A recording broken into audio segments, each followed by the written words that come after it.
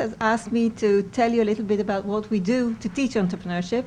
I have taught between 40 and 50 courses by now on 6 different programs, and I've been running the MIT Forum for a while, and I'll tell you about what we do, but a few words about Israel to start with. Well, what you see here is actually the MIT Enterprise Forum of Israel events. The guy down here is the #1 manager in Israel. This is Eli Hurwitz. He's been managing Teva, the largest generic pharmaceutical in the world, for a good few decades. The company is traded in tens of billions of dollars. And he was the keynote speaker on one of our annual events at the MIT Forum. Up there you will see Lester Thoreau, who was twice the dean of the Sloan School of Business. And on the left you'll see a mingling, a networking activity which takes place in the middle of our events. And as you see, it's all men. A sabra. Don't know how many of you have heard this term, but the sabra is the name of somebody who was born in Israel. As you see, it has thorns on the outside, but it's soft and tasty on the inside. And they say that Israelis they look daring, but they're very sweet inside, in fact. This is the state of Israel. And although you hear a lot about us in the news, Israel is tiny. It's about the size of Massachusetts or New Jersey. 10% more people than Massachusetts, 20% less space. And these are 2 photos that I took for my roof. And without using a zoom, you can see the sea, the Mediterranean on one side, and the hills of Judea and Samaria on the other side. This is the West Bank. Israel is extremely narrow. Okay? That's the context. A word about the background of Israel. Until the 80s, this was a very regulated economy. Okay? You know about the kibbutzim, about the socialist government. Israel was mainly agriculture. We had some tourism, textile industry, and we started developing a defense industry because we had to. The government was focusing on building an infrastructure, but as early as 1972 and 1974, we saw 2 huge global companies start an R&D center in Israel. Okay? Now, we had some infrastructure because when the state was founded in 1948, there were already 3 universities operating. And in 1950, the Tel Aviv University, which is currently the largest, was started. So there was a good base to start with. And you'll see more global companies coming into Israel in the next decade. Okay, this is an interesting slide. This is the slide that at the beginning of the last decade of the previous millennium, the Export Institute of Israel forecasted that oranges were going to be the #1 export of Israel. And in fact, look what happened.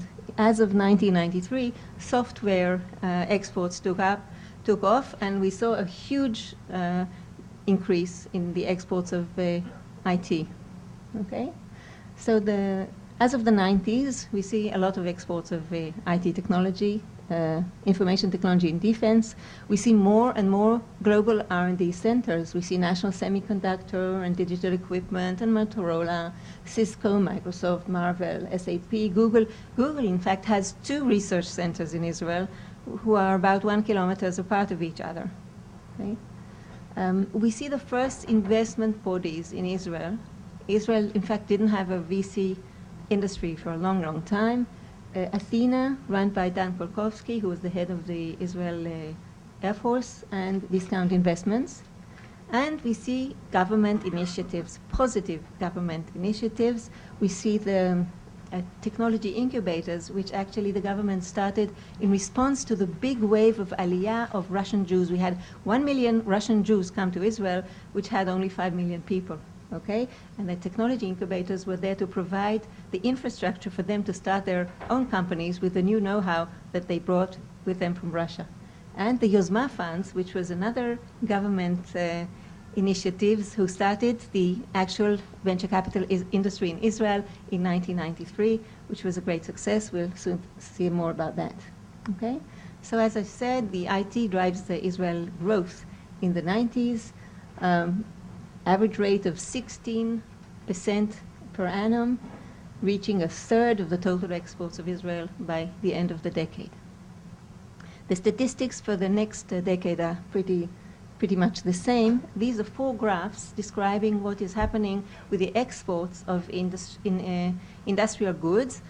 The lower one is talking about very low-tech industries, and the higher we go, the higher the technology involved. And you can see how the high technology is actually the locomotive which is driving the Israeli economy.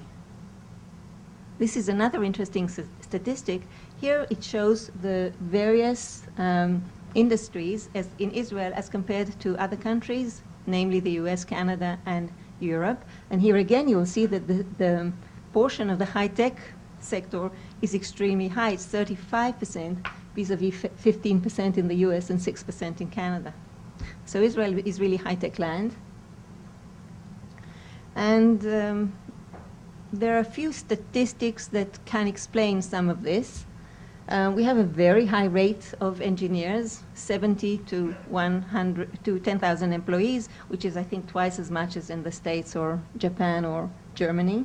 We have a very high penetration of technology. We have 106% of penetration of mobile. Israelis are talking on the mobile phone all the time. We have 73% penetration of PC, broadband. We write a lot of patents. If you look at the patents written in the United States, we are the number 4 country worldwide in the number of patents.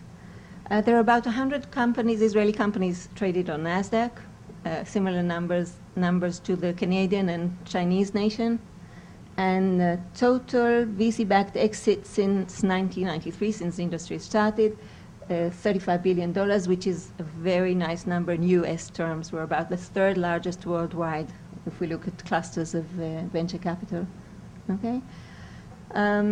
Israelis are assumed to be stubborn and committed to success. They seem to like to working with each other long term, so they learn to know each other and they stay. Okay? We see a huge number of repeat entrepreneurs. There's at least 1 or 2 of them sitting here at the table. Paul Gompers of Harvard Business School claims that there are only 5% repeat entrepreneurs in the US, but in Israel it's 1 out of 3, which is pretty amazing. Israelis have no local market. Okay, they have the sea on one side and countries with either small economies or no relations on all other hands. And they need to export from day one, and this makes them global players right from the start. And we have quite a number of companies who are leaders in their own sectors, such as Teva, which I mentioned, Checkpoint with their firewall, which you will find in any 500 Fortune 500 company, Iskar, which was the first company that was acquired by Warren Buffett outside of the United States, and more. We assume this is due to a number of things. First of all, the very strong tech base, which stems from the good academia as well as the strong defense industry. The other thing is if you normally speak about 6 degrees of separation, in Israel we see 2 degrees in separation. In 2 phone calls you can get to anybody. I have a photo of mine on my refrigerator with President Peres, with the former President Ezer Weizmann, and it's as simple as that. Very strong network, very strong community, empowerment. The Startup Nation talks about the way young soldiers are empowered when they go to the army at the age of 18, and they are given very responsible tasks, and this makes them much more responsible people when they grow older. Israelis tend to think multidisciplinary, and American VCs seem to think that Israeli companies are extremely cash efficient. Okay, so much so for the background, and a little bit about what we do in Israel, both at the MIT Forum and at the courses which I teach. Well, one question is, are entrepreneurs born or made? Now, if you ask entrepreneurs, they will always tell you that entrepreneurs are made, okay, and you don't need to go to take entrepreneurship classes. However, they will tell you that they read a lot of books of other entrepreneurs and managers, and they may have had mentors to guide them and help them do what they did, and they probably did better on their number 3 or 4 company than they did on their earlier ones. And we try to provide the know-how through these courses and through the MIT Forum events. Now, the title here says the book. When I was traveling, like many Israelis, I took a year off and traveled around the Far East. And I was sitting on a train in Burma with a friend, a Canadian friend that I met on the plane, and opposite us there were two Israeli girls. And we opened our notebooks and exchanged notes. And he asked me, "Do you know these girls?" And I said, "No." And he said, "What are you doing then?" I said, "We're exchanging notes. I'm telling them what I know about Burma, and they're telling me what they know about Burma, and hence we'll do a better job on both ends." And Israelis do this all the time. They do it when they travel, and they do it with their business. Okay, they talk to each other, and they like to mentor younger entrepreneurs. And we take advantage of this, and we ask entrepreneurs to come to class and to share the experience with the students. Okay, so the students learn about the company life cycle, and they get a toolbox of how to do what, and they learn from success and failure of other entrepreneurs. Okay, what's in the toolbox? We teach them that they have to carry out market research, and we tell them how to do it. We teach them about intellectual property. We teach them about various funding methods, about negotiation techniques, about go-to-market strategies, which are extremely important in Israel, which is so far from its market, and about the business planning process as a whole. As I said, entrepreneurs come to class and provide role models. We do case studies, especially ones written about Israeli companies, and there are quite a few of those. Okay? We do process analysis. We talk about what actually happens in the companies that we look at. And we send the students out to do stuff outside of class. We ask them to interview entrepreneurs. We ask them to analyze real business situations. We ask them to carry out market research for real companies and write business plans. Okay? Evaluating an opportunity. There's an entrepreneur by the name of Gil Hecht, which started a company called Continuity Software. And he didn't make it in his previous company, and he wanted to make sure he was going to make it this time. And he started selling the product. And he sold the product to 3 different companies while the product was still at development, okay? And he kept changing the product because he learned so much from the people he was negotiating with. And at the point they got to a purchase order, he said, "Look, I have to be honest, but we don't have the product yet. Okay, we can't sell it to you, but thanks to this process, the product is going to fit exactly your needs." And all 3 companies were happy to buy the product once it was there, okay? And there's the opposite example of given imaging. Some of you may have heard of the given imaging pill that you swallow. There's a tiny little camera inside, and it broadcasts from your intestines, and it gives a picture of what goes on inside. And the guy who started this company, Gabi Dan, was working for Rafael. He came to the US for a sabbatical, and he met a gastroenterologist who asked him, "Why can't you, with all your high tech, do something interesting as that?" It took 10 years for the technology to get there, and throughout this 10-year period, Gabi Dan kept hearing that gastroenterologists don't really need this, it's not interesting, he'll never make it. If he makes it, somebody else will come and make all the money. But the company did make it, and they got to a valuation of $1 billion on NASDAQ last year. We talk about funding options. We talk about bootstrapping or getting funded from the outside. We learn from success and failure. Okay, we heard a story by an entrepreneur called Inon Axel, who started a company by the name of Kasamba. And at one point, they went to a Jerusalem VC to ask for funding. And the VC told them that there was another company, a competitor in Silicon Valley, who had raised $40 million and who had 100 workers. And Inon and his partner went outside. And Inon said to Arthur, "Arthur, we're going to pretend this meeting never happened." And they went on. Now, when the crash took place, the other company had to pay salaries for 100 workers, and they crashed.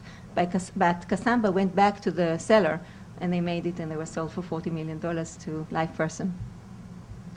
We speak a lot about go-to-market strategy. As I said, it's extremely difficult to sell from such a distance. An interesting story is a former student of mine called Amir Milo, who started a company by the name of Equivio. Equivio can tell similar, near-duplicate documents. Okay? In his previous company, he raised $20 million, and in this company, he put in $150,000 plus $150,000 of a of an investor, and he started a very lean and mean company, realizing at some point that the legal discovery community was the community that was the right community to go after. Now, wanting to define a focal point to start marketing, he defined the offices that provide services to these companies, a group of 120 entities. And within 3 or 4 years, he was selling to a quarter of this market. So he was a big fish in a small market and made it really well. Okay? Other topics are joint ventures, which are very common, mergers and acquisitions, etc. This is what some of our students say. They like the idea of mixing academy and business. They are enthusiastic to hear about the ventures. Some of our students tell me that they wanted to study law, but having been through the course, they want to become entrepreneurs. The other service that we provide at the MIT Forum is direct consulting to companies. We hold brainstorming sessions for them, which are natural and intimate. And from time to time, we manage to make a real difference. This is an example of a company who is trying to serve the wrong market. And after talking to us, we directed them to the defense market, and they had a very nice exit. Another example is Monica Eisinger, who went to the Technion together with me. 4 years before they went public, they came to us for consulting. They learned a lot about business strategy and processes. They understood that they will not be able to raise money from VC funds, but they found the money elsewhere, and they eventually went public. Closing the gap, what do we still need to do in Israel? I talked about the locomotive, the high-tech locomotive. The problem is the locomotive is detached from the rest of the train, and what we need to do in Israel now is close the gap. Okay? I think I'm ready to take questions if you have. Where do you see areas for improvement? And also, I understand marketing is a weakness right now, and how do you plan to address that? Where do we see areas of improvement, and how do we address marketing as a problem? I frankly don't think marketing is such a problem. I think Israeli entrepreneurs have learned a lot over the last few years. Most of the managers are still techies. If you look at Gil Schwade of Checkpoint, he's a techie, and he learned how to do marketing. They used to say that Israelis can't manage, Israelis can't market. I think they've become very good in both marketing and management. Areas to improve, look, we have a lot to improve, obviously. We have sectors which are like the Arab sectors and the very religious sectors, which are almost detached from the main economy, but there are things happening right now. We have a lot to do in order to improve the very traditional industry. And there are things happening now, both on a government basis and on an individual basis. You mentioned that one of the drivers was that because in Russian, you have 1 million Russian come to Israel, and you have an incubator to prepare for them. I think that is many years ago. What do you see the dynamics of that and in the future? Okay. Okay. Yes, you are right. The incubator program, in fact, started in the early 90s. Initially, it was almost only newcomers, but at some point, Israelis started entering the incubators. And about 5 years ago, the government decided to back out and to sell the incubators. They were privatized. And right now, most of the incubators act as a seed stage function of a venture fund. So there are many venture funds who are invested in incubators, and instead of investing in very early stage directly, they do this through the incubator. Okay. Given the specific geographic location of Israel, would you touch a bit more about potentials in agriculture, water purification kind of technology? Again, you want me to relate to agricultural technologies?